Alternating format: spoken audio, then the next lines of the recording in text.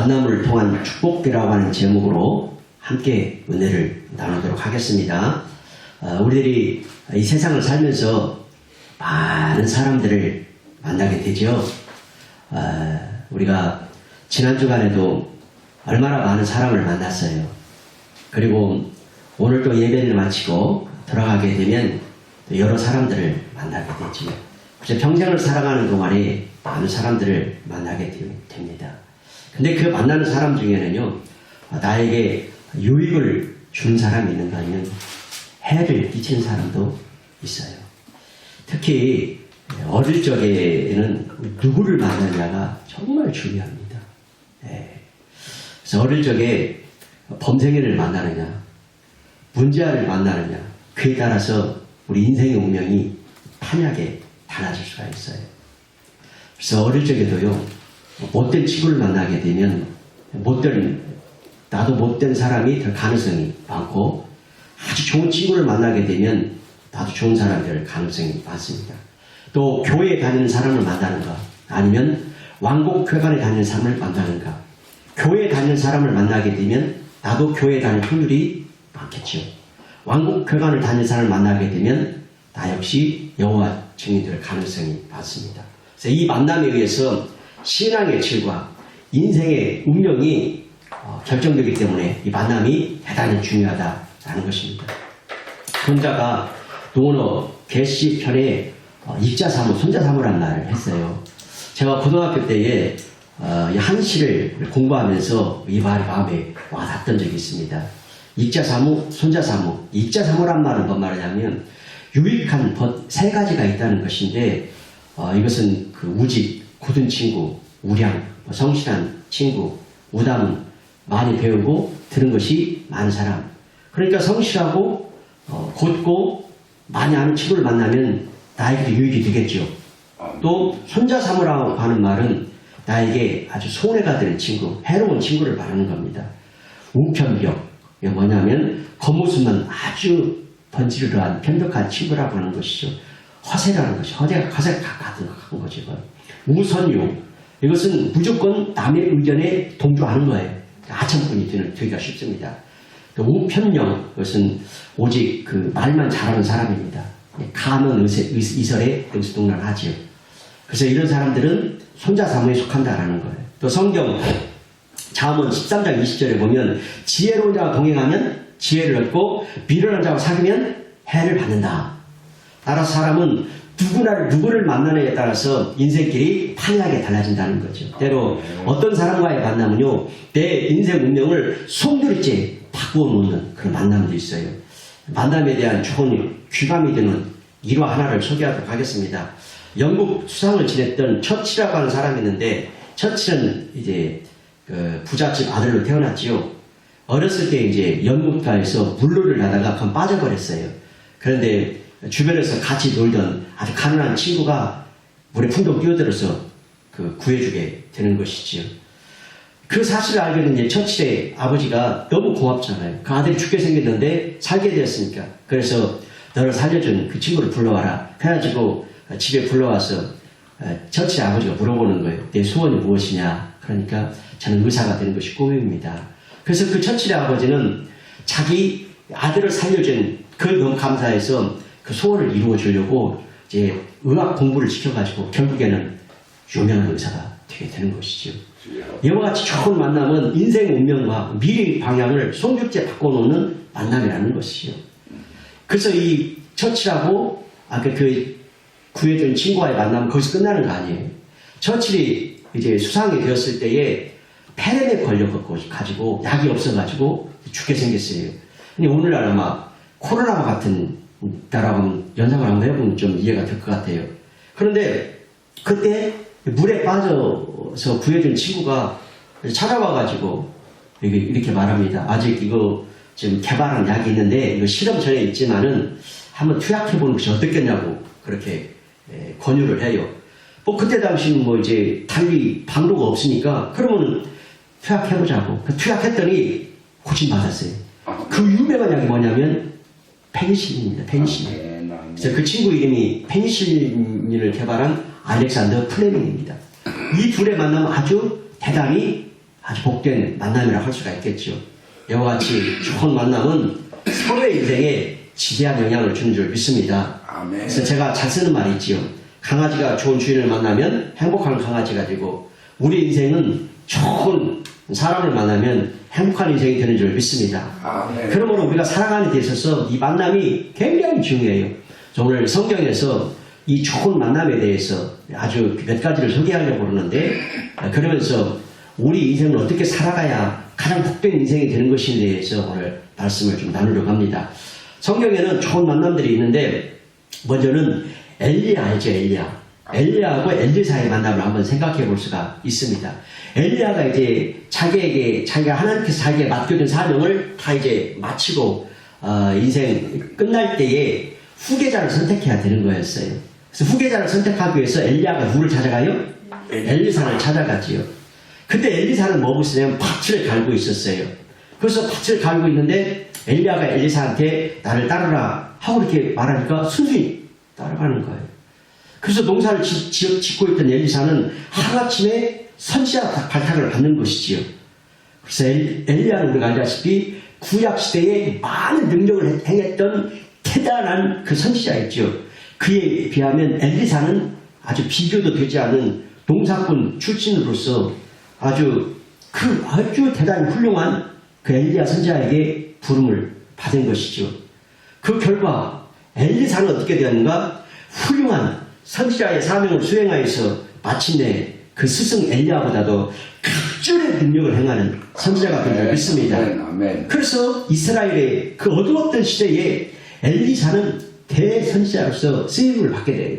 그래서 성경의 기사를 보더라도 엘리야에 대한 기사보다도 엘리사에 대한 기사가 2배로 더 많아요. 갑절의 능력을 받은 것이죠.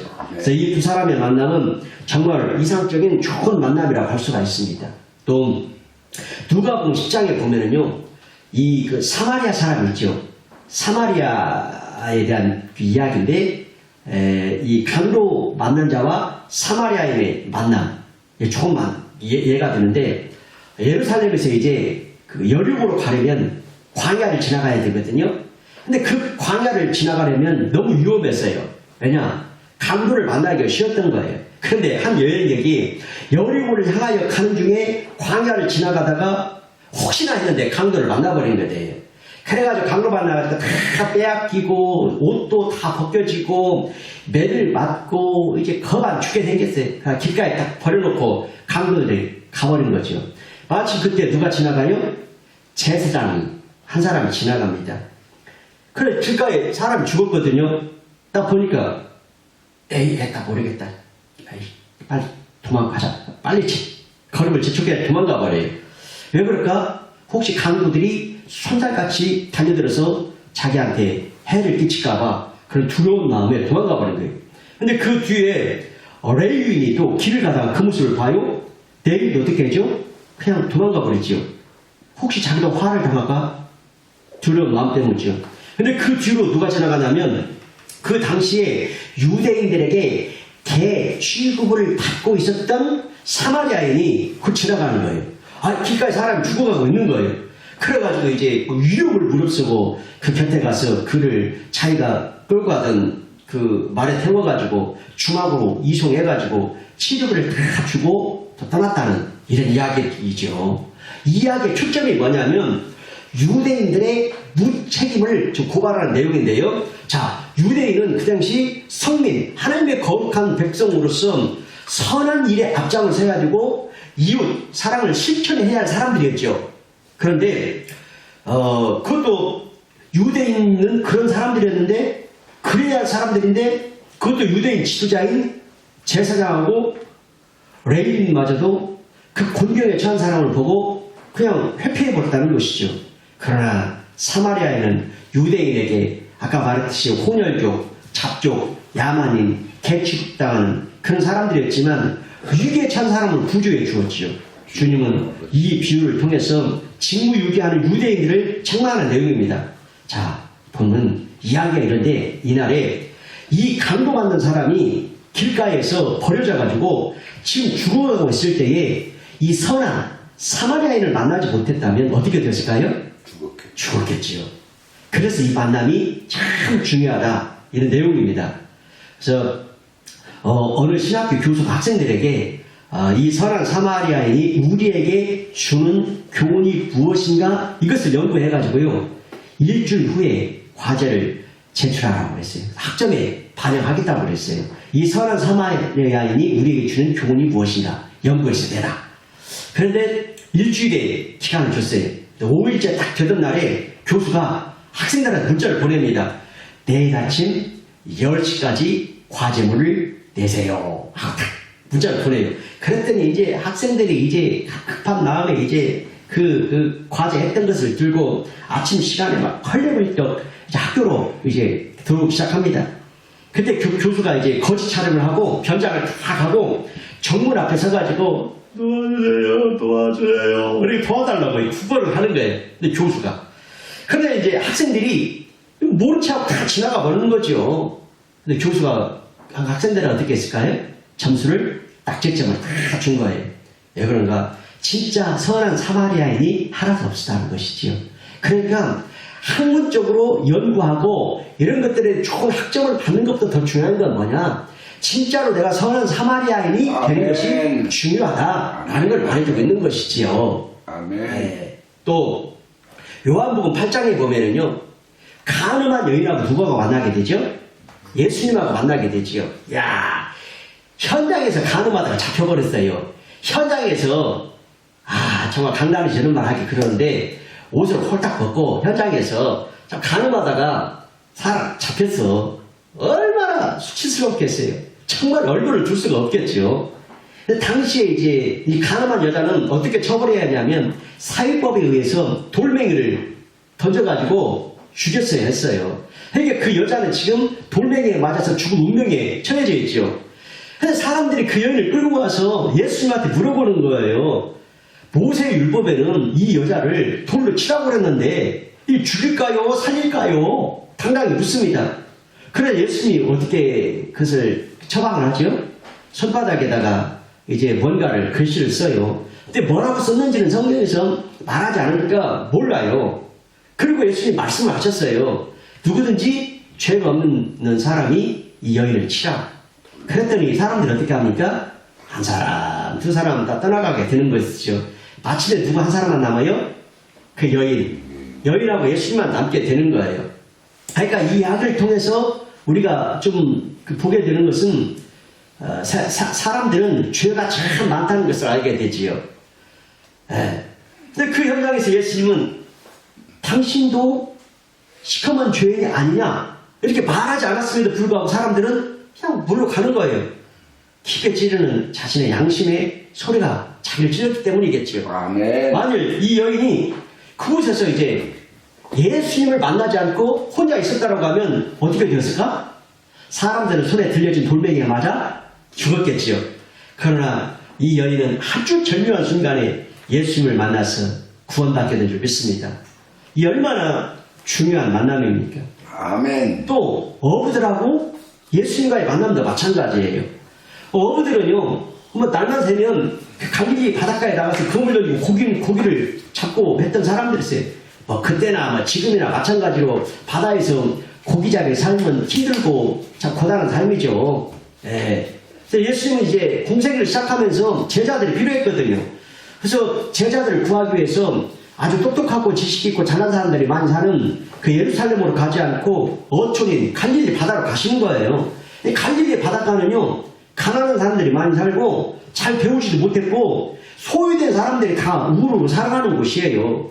그런데 어느 날에 예수님께서 갈릴리 해변에 고기 잡고 있는 그 사람들이 있는 그 현장으로 찾아와서 그들과 이제 만나서 대화를 하게 되는 것이죠. 대화를 하고 나서 나를 따르라. 그랬더니 그 어부들이 주저하지 않고 다 금을 버려두고 배도 막 그냥 놓고 예수님을 따르게 되는 것이죠.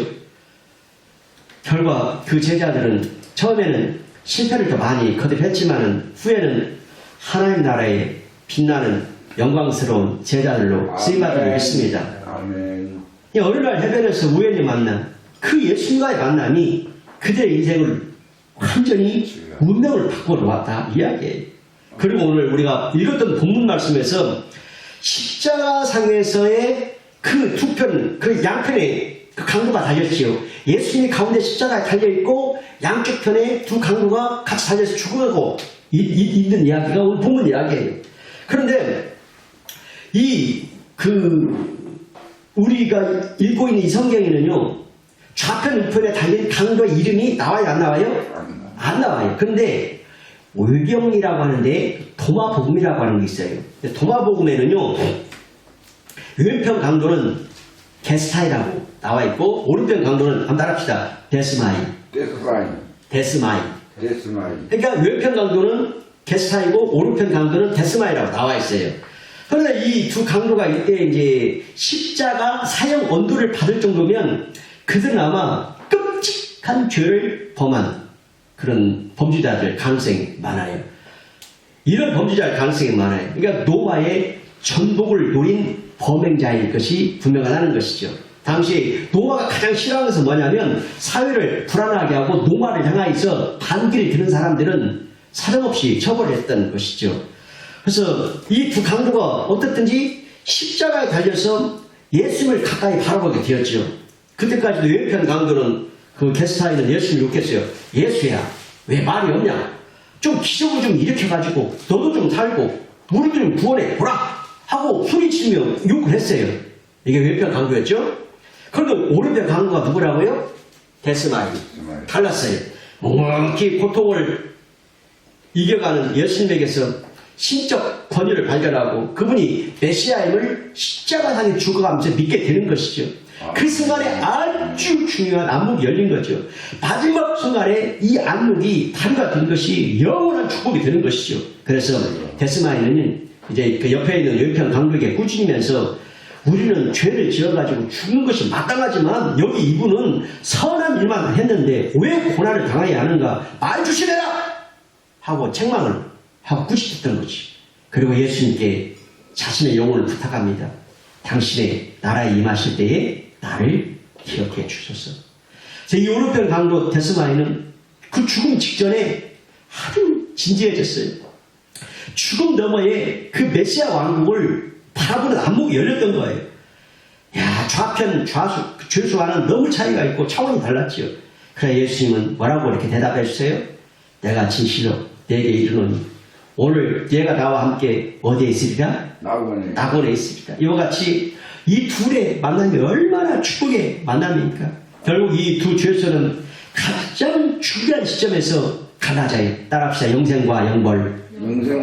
영생으로 간 사람이 있고 영벌로 간 사람으로 갈라지게 되는 것이죠. 오른편 이 강도 데스마이는 죽기 몇 분 전에 그 영혼이 구원받게 된 것이죠. 얼마나 큰 축복입니까? 이 세상에서 가장 얄미운 사람이 누구냐면 하루 믿고 천국 간 사람이라고 그래요. 하루 믿고. 그런데 그 마지막 죽을지 언제 죽을지 우리는 모르기 때문에 기회가 왔을 때 바로 예수님을 영접하고 믿어야 될 줄 믿습니다. 아멘. 인생은요 참 오묘한 존재예요. 인생에는 몇 가지가 의미가 있는데 하나는 따라합시다. 인생에 대한 책임. 그러니까 사람은 그냥 사는 것으로 끝나지 않고 그 삶 후에는 삶에 대한 책임을 져야 된다는 거예요. 삶에 대한 책임. 그래서 복음서에 보면은 알곡과 가라지, 양과 염소, 천국과 지옥 이런 것들은 다 인생의 책임에 대해서 말하는 거예요. 그러니까 알곡이 드는 사람이 있고 가라지가 드는 사람이 있고 양이 있고 염소가 있는데 천국이 있고 지옥이 있다. 인생에 대한 책임. 그래서 전도서 마지막 결론이 뭐냐면 일의 결국을 다 들었으니 하나님을 경외하고 그 명령을 지키라. 하나님은 모든 행위와 모든 은밀한 일을 선악간에 심판하신다. 고린도후서 5장 10절에 보면 이는 우리가 다 반드시 그리스도의 심판 앞에 나타나게 되며 각각 그 행한 대로 받게 되어진다. 또 요한계시록 22장 12절에 보면 예수님께서 다시 오실 때에 보라 내가 속히 오리니 내가 줄상이 내게 있어 각 사람이 그가 행한 일한 대로 갚아 주리라. 갈라디아서 6장 7절에 보면 스스로 속이지 말아라. 하나님은 없인 여김을 받지 않는다. 따라합시다. 사람이 무엇을 심든지 그대로 거두리라. 그래서 하나님은요 이 세상 모든 생명체에게 책임을 물어. 사람에게만 책임을 묻는 것이 아니라 생명체에게 책임을 묻는데 식물도 그 열매로 책임을 집니다. 생물도 번식을 책임을 져요. 인간은 삶의 내용으로 책임을 집니다. 근데 오늘 우리가 본문에 나왔던 이 강도는 보면은 오른편 강도든 왼편 강도든 다 삶의 내용으로는 실패한 인생들이죠. 거기다가 사형수예요. 그러나 마지막 순간에 예수님을 믿음으로 말미암아 오른편 강도는 영혼의 구원을 받지요. 말하자면 막차가 막 지금 떠나려고 하는데 늦게 온 손님이 가까스로 막차를 타는 그런 모양새이지요. 그런데 이 만남은 단순히 구원만 이루는 것이 아니라 엄청난 인생의 변화를 가져와요. 이게 마지막에 인생의 책임을 져야 되는데 이 오른편 강도는 결과가 좋긴 했어요. 그런데 삶의 내용도 우리가 매우 중요하다고 하는 것이죠. 자, 예를 보면은 유명한 영적 거장인 사람이 있습니다. 한번 따라합시다. 조지 휘필드. 조지 휘필드라는 사람이 있었는데 이 사람은 청소년 때에 비행 청소년이었어요. 그런데 18살 때에 전도를 받고 옥스퍼드 칼리지 대학에 들어가는 거예요. 거기서 이제 휘필드는 그 칼리지 대학에서 감리교의 창시자인 요한 웨슬레를 만나게 되는 거예요. 그래서 이 둘의 만남은 이 휘필드의 인생에 엄청난 지대한 영향을 끼칩니다. 그래서 이 웨슬레의 만남은 휘필드에게 그 인생을 송두리째 바꿔놓는 그 사람이 되게 되어지는데, 이제 휘필드는 웨슬레를 통해서 이제 구두의 길을 걷게 되었고, 마침내 유명한 전도자가 되고, 한 시대를 일깨웠던 그 아주 빛나는 영적 거장으로 쓰임받게 되는 것이죠.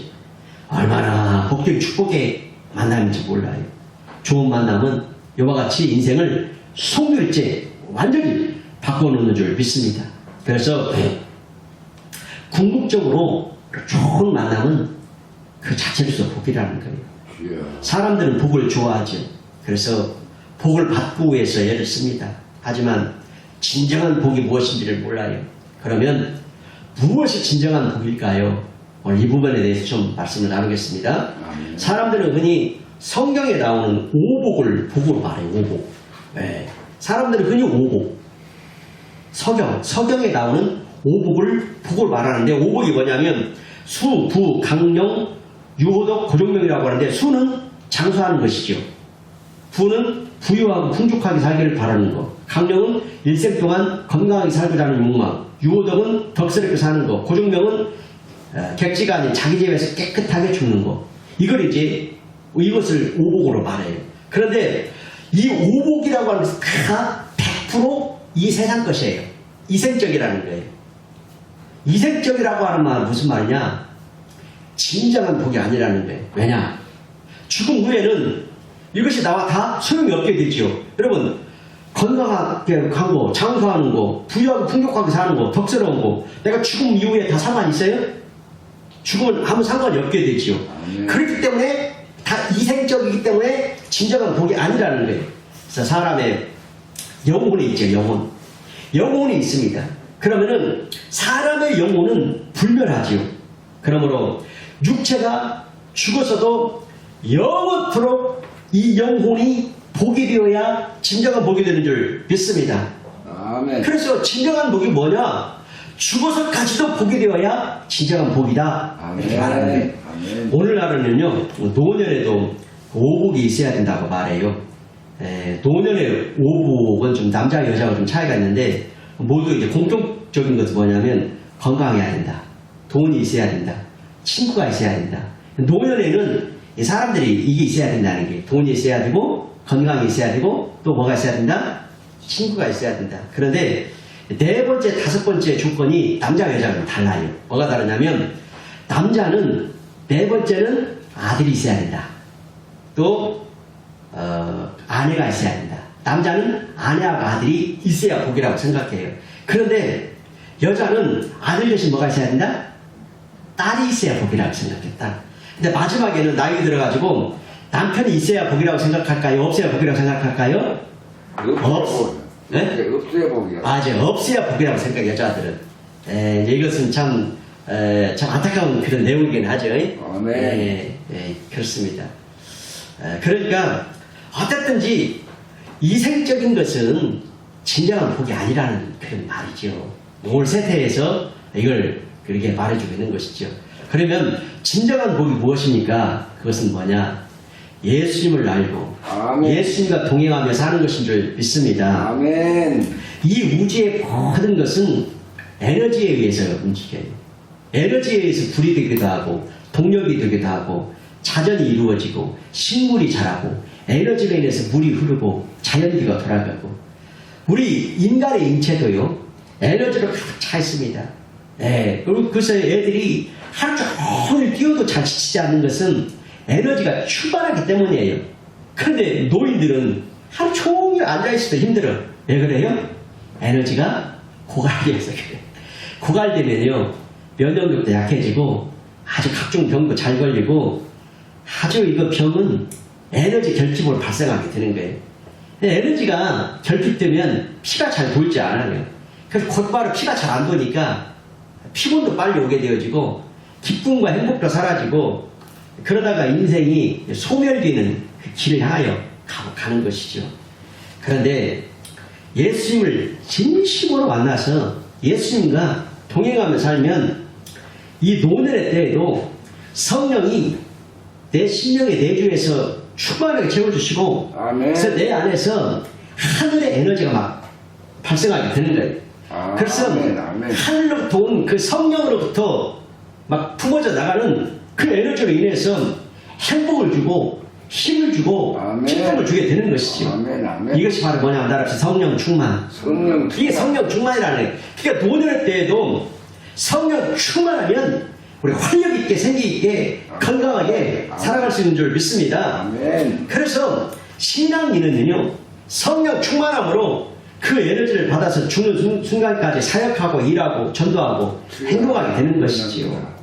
모든 인생 문제의 열쇠는 하나님이시죠. 그래서 웨스트민스터 소요를 본다 제1주에 보면 인생의 제일 목적이 무엇이냐 그렇게 물어요. 답이 뭘까요?